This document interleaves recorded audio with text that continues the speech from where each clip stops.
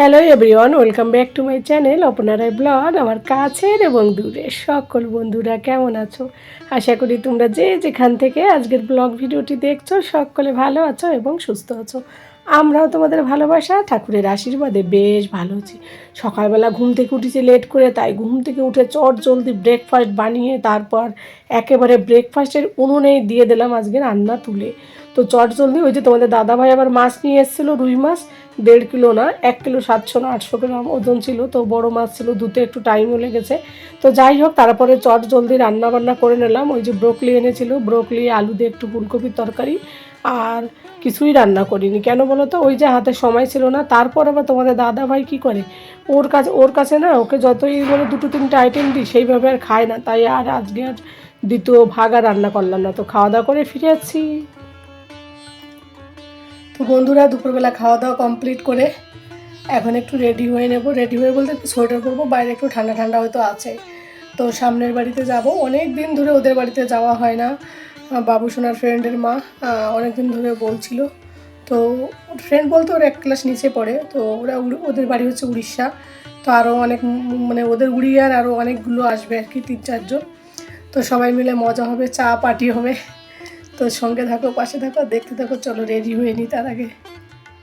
তো বন্ধুরা, রেডি হয়ে বেরিয়ে পড়লাম। বাবু একটু আগেই বেরিয়ে সামনে নিচে গিয়ে দাঁড়িয়ে রয়েছে। দেখো, দাঁড়িয়ে রয়েছিস ওখানটায় গিয়ে, নিচে এসে দাঁড়িয়ে রয়েছিস। একা একা যেতে পারিস না? হ্যাঁ,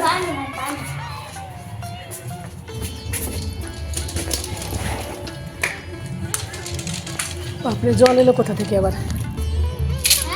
জল এলো কোথা থেকে?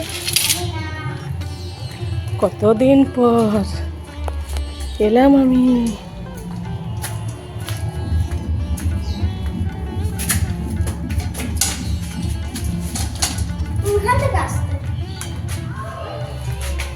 চলো।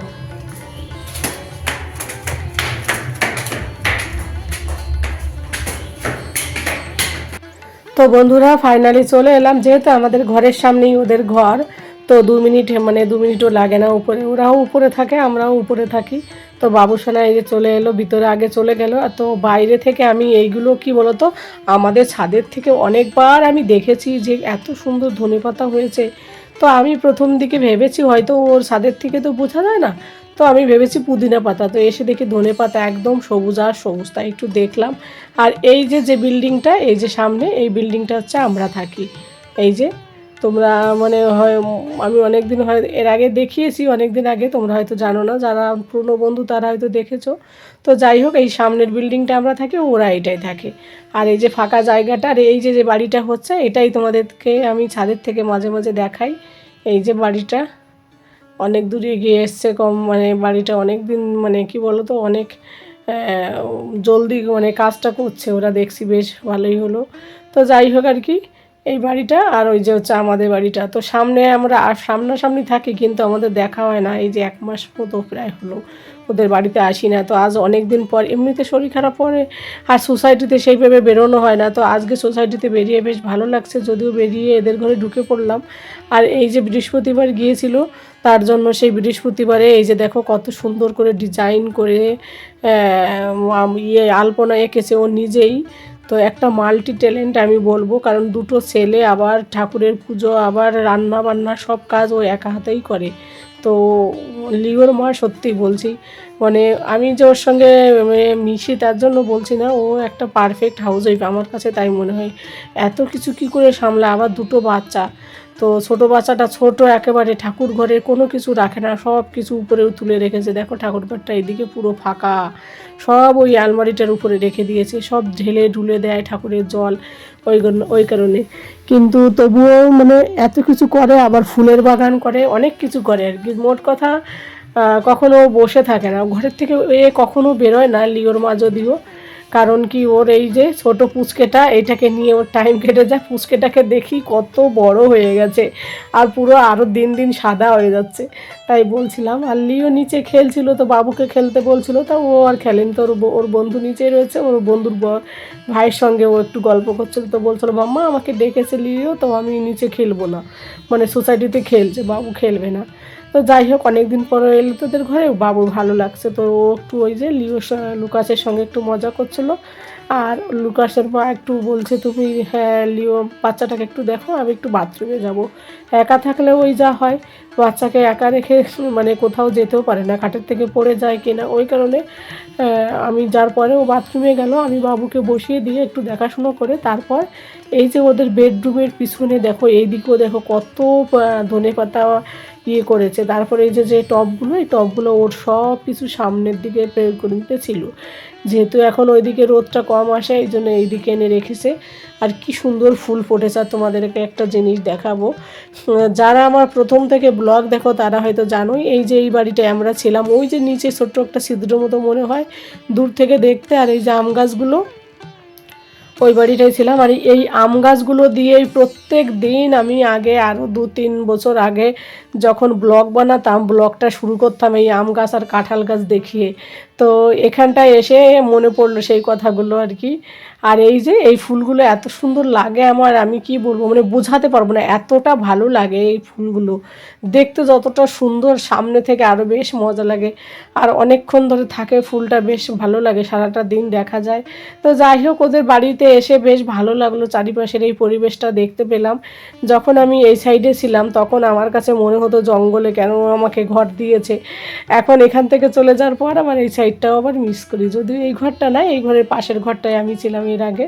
তো যাই হোক, বা মানে এই দিকটা আসলে কী হয় বলো তো, সেই গ্রামের কথা মনে পড়ে যায়, বাড়ি গাছপালা এইসব আর কি। তো এখন অনেকটা সময় বন্ধ করে মানে দরজাটা খোলা রেখেছি, মশা ঢুকে যাবে, তো ওই জন্য আমি আবার ভিতরে চলে এলাম, মশা দরজাটা আবার বন্ধ করে। আর এই যে দেখো দুষ্টুটা বসে বসে কার্টুন দেখছে, ওর তো কদিন আগে হাত ভেঙে গিয়েছিল, হাতে একটু চোট লেগেছিল, তো 20-25 দিনের মতো হাতে ব্যান্ডেজ ছিল। তারপরে আমি আর আসিনি ওকে দেখতে। তো এই যে 1 মাস পরে এলাম, তো আমাকে দেখে তো প্রথম আমার কাছে আসতেই চায়নি, তারপরে অনেক কষ্ট করে একটু এলো, তারপরে বাকি আরও সবাই এলো, তারপর আমরা সবাই মিলে, এই যে বাবুর বন্ধু ও এলো, তো সবাই মিলে চা এইসব খাওয়া হচ্ছিলো। তো সেইগুলোর ভিডিও করা সব সম্ভব হয়নি, কারণ এতটা মস্তি করেছি কি বলবো, অনেকদিন পর দেখা হলো তো সবার সঙ্গে, খুব মজা আড্ডা এইসব হচ্ছিলো আর কি। তো চা খাওয়া দাওয়া হলো, এখন আমরা ঘরের দিকে যাব, এখন রাত হয়ে গেছে অলরেডি, জানো তো। তো বাবু সোনাকে বলছি, বাবু হ্যাঁ তুমি এখনই ঘরে চলে যাও, চাবিটা নিয়ে তোমার পাপা চলে আসবে। তো বাবু ঘরে চলে এসছে আগে আগেই, আমি একটু পরে পরেই এলাম, কারণ ওর টিউশনি মাস্টার আসবে, আমার 10 মিনিট পরে আসা হলো। তারপরে যে সন্ধ্যা ঘোর হয়ে গেছে আর কি, মোট কথা। তো আমরা এখন ঘরের দিকে যাচ্ছি। তো আজকের বিকেলটা বেশ সুন্দর কাটলো, যদিও আমাদের অনেকদিন বাড়ির বাইরে বেরোলে আর কি বেশ ভালোই লাগে, খোলামেলা আকাশের নিচে ঘুরতে। তো ভেবেছি এখন থেকে গরমের সময় তো প্রায় বাইরে বেরোবো। তো চলো বন্ধুরা, তাহলে ঘরে যাই, ঘরে গিয়ে কথা বলছি তোমাদের সঙ্গে। তো বন্ধুরা দেখো ঘরে চলে এলাম, আর এসেই দেখি বাবু সোনা টিউশনি মাস্টার চলে এসেছে, বাবু পড়তে বসেছে। আর এইদিকে আজকে রাতের মেনুটা তোমাদেরকে একটু দেখিয়ে ভিডিওটা শেষ করব। আমি আজকে অনেক দিন পর, প্রায় 3-4 মাস পর আজকে আমি রান্না করছি হচ্ছে ওটস, আর এই যে তোমাদের দাদা ভাইয়ের বাবু সোনার জন্য ভাত রান্না করছি। দুপুরের একটু মাছের ঝোল রয়েছে, ওইটা দিয়ে দুধ ভাত খাবে। আর এই যে আমি ওটস রান্না করছি, অ্যাপেল আর কিছু ফ্রুটস রেখে দিয়েছি এখানটায়। তো এইগুলো এখন ওই ওটসের সঙ্গে মিশাবো, আর এই যে মাছের ঝোলটা একটু গরম করে দেবো, এটাই হবে ওদের ডিনার। আর তোমাদের দাদাভাই দুধ ভাত খেতে ভীষণ ভালোবাসে, আমার শাশুড়ি মায়ের মতো। ও আমার শাশুড়িও জানো তো দুধ ভাত খেতে খুব পছন্দ করতো। তো ও দুধ ভাত খাবে আর একটু মাছের ঝোল হবে, দুইজনের হয়ে যাবে ওদের। তা আমি বলছি ভাত খাও, আজকে রুটি খেতে হবে না, কারণ তরকারি রয়েছে যখন। একটুখানি তরকারি রান্না করি, একটা আইটেম তাও থেকে যায়, এই জন্য বেশি কিছু রান্না করতে ইচ্ছা করে না, জানো তো। তো লাস্টে কি করব, তরকারিটা একটু গরমও করে দিলাম। তো বন্ধুরা আজকে ব্লগটা বেশি বড় করব না, যে যেখান থেকে দেখছো সকলে ভালো থাকো, সুস্থ থাকো। আর ব্লগটা কেমন লাগলো অবশ্যই কমেন্ট করে জানিও। আজ এই পর্যন্ত, দেখা হবে পরবর্তী ব্লগে, টাটা।